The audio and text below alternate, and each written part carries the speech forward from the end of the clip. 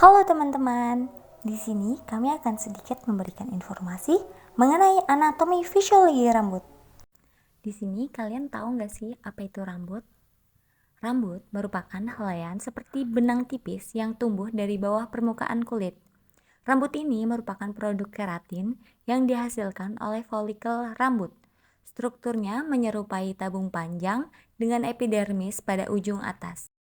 Pada manusia, rambut tumbuh di seluruh tubuh, kecuali pada telapak tangan, telapak kaki, bibir luar, dan kelopak mata. Nah, kalian udah tahu kan definisi rambut? Yuk langsung masuk ke materinya.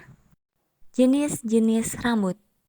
Rambut manusia dapat dibagi menjadi beberapa jenis berdasarkan karakteristik tertentu, termasuk rambut lanugo, rambut velus, dan rambut terminal. Rambut lanugo adalah jenis rambut yang muncul pada janin manusia selama masa perkembangan di dalam rahim. Karakteristik dari rambut lanugo ini yaitu halus dan lembut, biasanya berwarna tan atau putih. Yang kedua, rambut velus.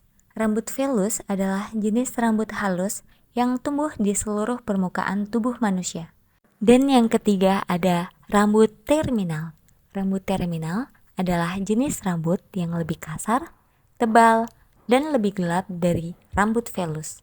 Nah, materi selanjutnya kita akan membahas mengenai struktur rambut. Di dalam rambut terdapat batang rambut yang terdiri dari kutikula, korteks, dan medula.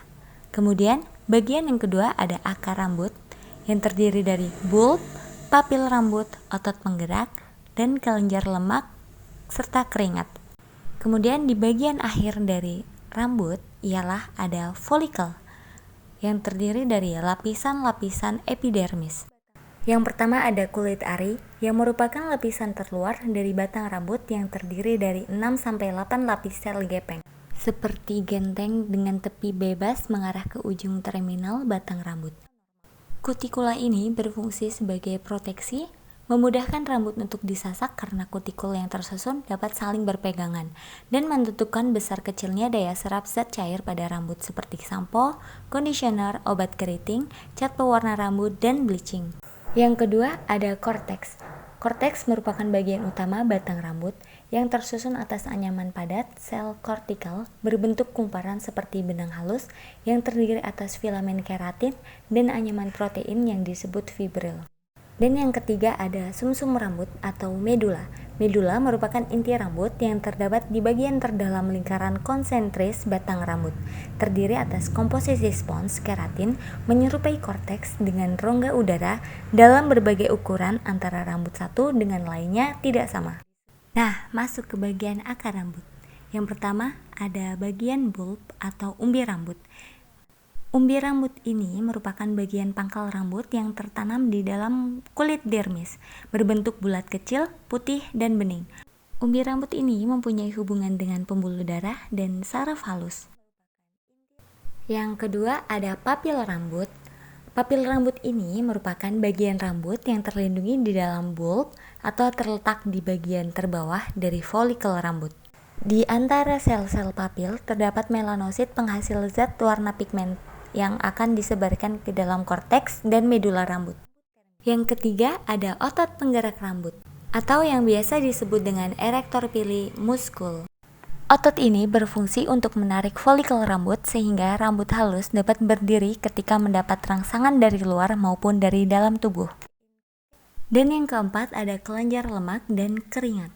Kelenjar keringat berfungsi menghasilkan minyak atau sebum untuk melumasi kulit kepala dan rambut. Sedangkan kelenjar keringat berfungsi untuk mengeluarkan keringat melalui kulit kepala, yaitu membuang racun yang ada di dalam tubuh akibat proses metabolisme atau proses keseimbangan tubuh manusia.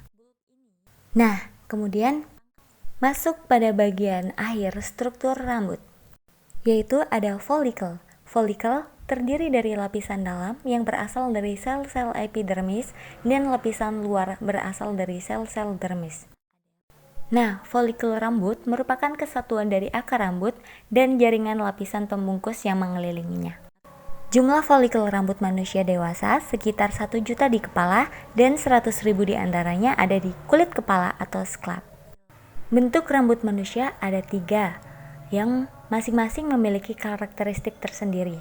Yang pertama, rambut lurus berasal dari bentuk folikel lurus dan berpenampang bulat. Yang kedua, rambut ikal, folikel melengkung dan berpenampang bulat. Yang ketiga, rambut keriting, berfolikel amat melengkung dan berpenampang elip. Nah, semoga materi tadi bermanfaat. Bye-bye!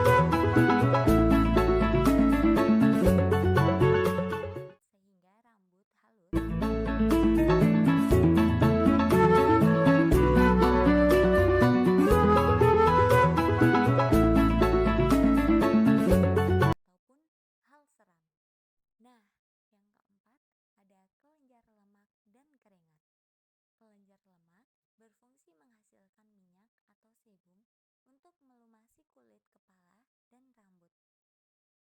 Kelenjar keringat berfungsi untuk mengeluarkan keringat melalui kulit kepala atau membuang racun yang ada di dalam tubuh akibat proses metabolisme, proses keseimbangan tubuh, terutama di dalam usaha menstabilkan suhu tubuh. Nah, sekarang udah masuk ke bagian akhir dari struktur rambut. Folikel rambut merupakan kesatuan dari akar rambut dan jaringan lapisan pembungkus yang mengelilinginya. Jumlah folikel rambut manusia dewasa sekitar 1 juta di kepala dan 100.000 diantaranya ada di kulit kepala atau scalp. Nah, bentuk-bentuk rambut manusia ada 3, yaitu rambut lurus,